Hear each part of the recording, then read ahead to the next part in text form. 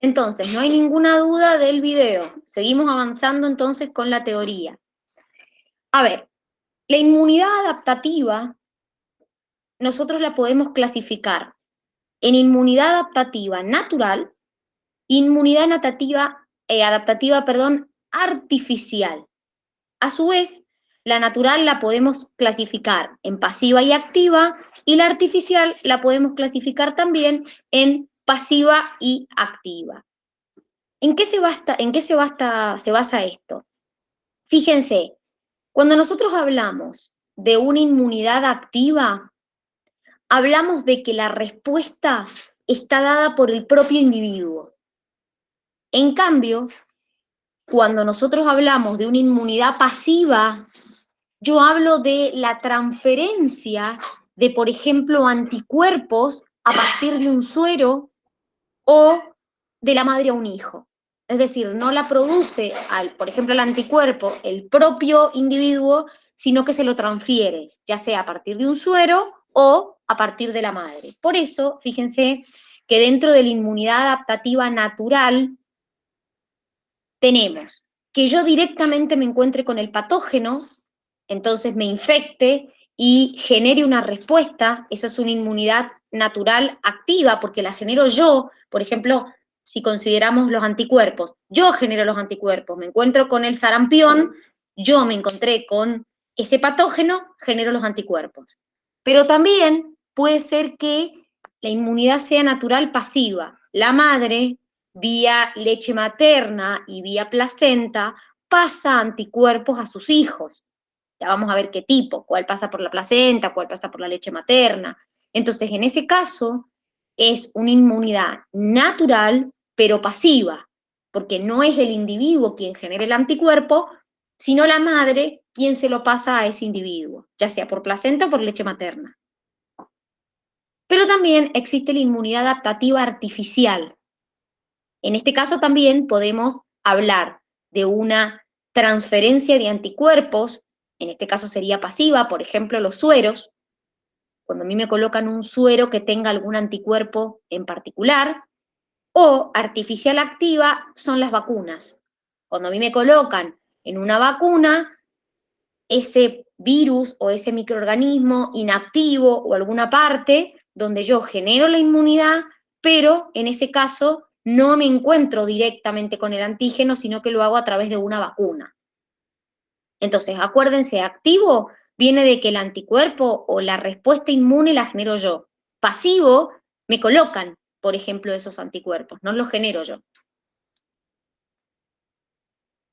Como les dije, acá está, ven, natural, los mecanismos son propios, artificial, hay una intervención del hombre, es decir, tanto para generar una vacuna como para generar un suero con anticuerpos, hay una intervención del hombre, la natural no, la natural, la madre produce los anticuerpos en forma natural y se los pasa al hijo, o cuando me encuentro con ese patógeno directamente yo, los genero yo, a los anticuerpos, y como les dije, la activa desarrolla el propio individuo, la pasiva hay una transferencia de esos, por ejemplo, anticuerpos que participan de la respuesta inmune. Empezamos con los linfocitos. Linfocitos T, linfocitos B. Ya estamos metidos en la inmunidad adaptativa. Los linfocitos, chicos, se diferencian, si yo los quiero diferenciar a simple vista, no lo podría hacer, es decir, no es visible de hecho su diferencia al microscopio tampoco, porque su diferencia está en dónde proliferan y en dónde se diferencian. En la sangre periférica hay un porcentaje de entre 20 y 40% de linfocitos.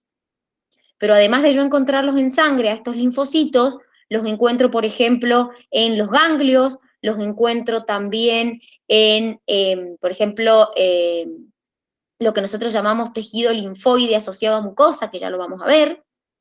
Pero ¿cuál es la diferencia? Porque yo al microscopio, si veo un linfocito B y un T, no voy a encontrar diferencia. ¿Cuál es la diferencia? La diferencia está en, básicamente, dónde maduran estos linfocitos. ¿Por qué? Porque tanto los linfocitos B como los T se fabrican, se producen en la médula ósea. Pero la diferencia está que los linfocitos B maduran en la misma médula ósea, mientras que los linfocitos T, viene T porque maduran en otra estructura que se llama timo, que lo vamos a ver ahora, que es un órgano linfoide. Entonces, los dos se producen en la médula. La diferencia es que este se llama T porque madura en el timo y este madura en la misma médula ósea. En un microscopio yo no puedo distinguir un linfocito B de un T. No lo puedo hacer.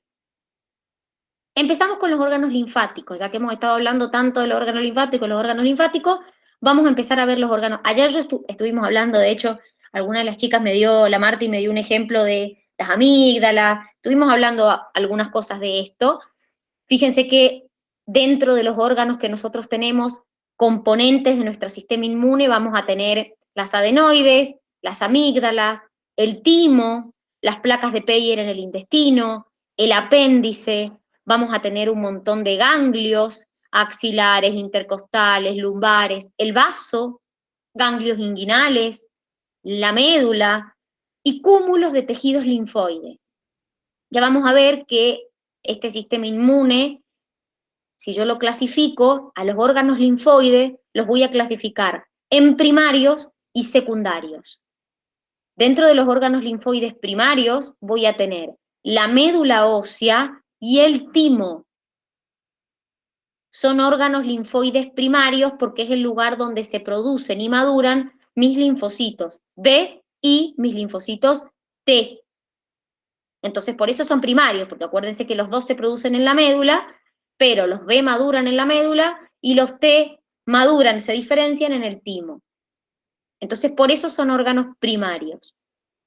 Dentro de los órganos linfoides secundarios, bueno, acá tengo un poquito más. Tengo los ganglios, el vaso, el hígado, los tejidos linfoides asociados a la piel, los tejidos o linfoides asociados a mucosas, que se llaman SALT y MALT. Tejido linfoide asociado a mucosa, tejido linfoide asociado a la piel. Dentro de estos tejidos linfoides asociados a mucosas, tengo en el aparato digestivo, en el aparato respiratorio y en el aparato urogenital. Entonces, por ejemplo, dentro del aparato digestivo tengo las amígdalas, las adenoides, las placas de Peyer y el apéndice. Todos estos son tejidos linfoides, órganos linfoides secundarios, ¿sí? Entonces, vamos a empezar a ver algunos de estas estructuras un poquito más en profundidad. Empezamos con los ganglios. Miren, acá tienen la imagen de lo que es un ganglio linfático. Estos están distribuidos por todo nuestro cuerpo, estos ganglios linfáticos. Estos ganglios linfáticos lo que hacen es filtrar la linfa. Entonces, como les dije, están comunicados con vasos linfáticos, no con vasos sanguíneos. Y si bien yo los tengo distribuidos por todo el cuerpo, el principal lugar donde los encuentro son en el cuello, las axilas y la zona inguinal. Es donde más ganglios tenemos.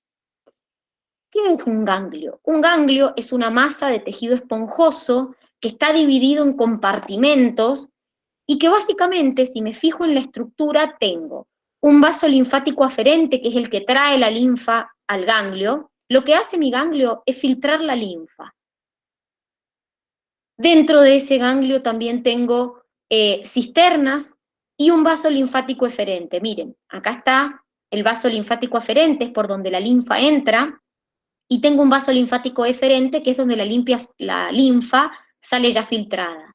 Estas cisternas es por donde yo voy a hacer el proceso de filtración linfática, es decir, ¿qué voy a hacer? Filtrar mi linfa. Dentro de esos ganglios, chicos, la importancia que tienen es que dentro de esos ganglios yo voy a tener células como macrófagos, como linfocitos, como células dendríticas, que cuando la linfa venga con algún tipo de microorganismo, me lo van a capturar y lo que van a hacer es justamente empezar a proliferar para tratar de atacarlo. Entonces, los vasos linfáticos que entran a mi linfa son vías de retorno del líquido intersticial al sistema cardiovascular. Entonces, ¿qué es lo que pasa? El ganglio muchas veces se inflama, eso se llama adenomegalia, porque se ha detectado algún tipo de antígeno y entonces han empezado a proliferar mis linfocitos, mis macrófagos dentro del ganglio y es por eso que se agrandan. ¿Sí? Entonces lo que hace justamente este ganglio es filtrarme la linfa. Eso es lo que hace. ¿Sí? Entonces la linfa por el vaso aferente, perdón, eferente, sale directamente filtrado. Ahí les hemos puesto el ganglio como para que vean ustedes cómo es la estructura. A continuación tenemos el vaso, otro órgano muy importante. El vaso está rodeado por el peritoneo, se encuentra en lo que llamamos el hipocondrio izquierdo de la cavidad abdominal, vendría a ser la parte izquierda, detrás del estómago y debajo del diafragma. El diafragma, acuérdense que es el músculo que me separa la cavidad torácica del abdominal. Tiene aproximadamente el tamaño de un puño y ese vaso es sumamente importante porque lo que hace es filtrar, limpiar lo que viene por vía sanguínea. Es decir, no viene, no recibe sustancias de la vía linfática, sino de la vía sanguínea. Entonces es un órgano sumamente importante porque me evita todo lo que son infecciones que se propagan por vía sanguínea. Obviamente ese vaso también contiene células del sistema inmune. Y después tenemos los tejidos linfoides asociados a mucosas. Ayer estuvimos hablando un poquito de las amígdalas, por ejemplo. Lo primero que tenemos es el anillo de Waldeyer, que está formado por amígdalas, que yo ayer a los chicos se los mostraba. Tenemos amígdalas palatinas, linguales, tubáricas, faríngeas. A veces se las llama adenoides. Miren, acá están las amígdalas. Fíjense, acá tenemos las linguales, acá tenemos las palatinas, acá tenemos las tubáricas y acá tenemos las amígdalas faríngeas. Son tejidos linfoides asociados a mucosas, por eso se les llama MALT, ¿sí? En el caso de este tejido, son cúmulos de tejido linfoide que sobre todo, bueno, en el caso de las amígdalas, que es el primero que estamos viendo, lo que hacen es ser un filtro, ser una barrera contra todas aquellas sustancias que ingresan por vía nasal o por vía oral. Entonces, a las amígdalas faríngeas también se las conoce como adenoides. Entonces, este anillo es este anillo que tenemos acá, y como les dije yo, es un tejido linfoide que lo que hace es ser una barrera más para todos los microorganismos que entran por vía nasal o vía oral. Las placas de Peyer también son cúmulos de tejido linfoide, pero están en el intestino. Entonces, obviamente, lo que hacen es recibir todos aquellos patógenos, microorganismos que ingresen por vía digestiva, ¿sí? Las placas de Peyer. Y el apéndice, no sé si alguno lo tiene o se lo han sacado, también antes se pensaba que no tenía ningún tipo de función, el apéndice, pero la realidad es que también es un cúmulo de tejido linfoide y justamente también participa en la defensa contra microorganismos y se encuentra en este caso en el ciego. Entonces, todos estos tejidos, chicos, son tejidos linfoides. Obviamente, en este caso, los primarios son la médula y el timo, porque son donde se producen los linfocitos, pero todos los demás son estructuras que obviamente participan en nuestra defensa. Entonces, fíjense que tenemos defensa en el aparato digestivo, defensa en el aparato respiratorio, porque, por ejemplo, tengo cúmulos de tejido linfoide también en los bronquios. También tengo este tipo de tejido en el aparato urogenital. Entonces, estas barreras secundarias, estos órganos secundarios, no es que son secundarios porque son menos importantes, obviamente que son importantes, por eso, por ejemplo, cuando un ganglio se inflama, a mí me indica que hay un proceso infeccioso, porque las células que tengo dentro del ganglio, los macrófagos, los linfocitos, empiezan a proliferar y entonces el ganglio aumenta su tamaño. Entonces, obviamente, miren, acá tienen, vuelvo a la imagen, acá tienen lo que vendría a ser una imagen de nuestro sistema inmune, ¿sí? Fíjense todos los ganglios que hay, acá aparece, por ejemplo, el vaso, acá aparecen, tenemos ganglios distribuidos por todos lados, pero como les dije, principalmente tengo ganglios en las axilas, en la ingle, acá tengo el apéndice, es sumamente chiquitito el apéndice, las placas de Peyer en el intestino, los cúmulos de tejidos linfoides en la parte bronquial, las amígdalas y las adenoides. Entonces, todos estos tejidos, todos estos órganos son los que van a participar en nuestro sistema, en la defensa justamente de nuestro organismo, en el sistema inmune. ¿Ha quedado alguna duda? ¿No? Por ahora Bueno, no. No, profe, por ahora no. buenísimo. Bueno, muchachos, entonces, nos vemos la semana que viene. El día lunes vamos a continuar con sistema inmune. Por favor, arranquen a leerlo. Es una unidad bastante heavy. Entonces, por favor, traten de ir avanzando, así no se les junta tanta información. Cualquier duda, el lunes que nos volvemos a encontrar, me preguntan. Chau, chau, que tengan un hermoso fin de semana. Chau, chau. Profe. Chau, nos vemos. Chau, chau.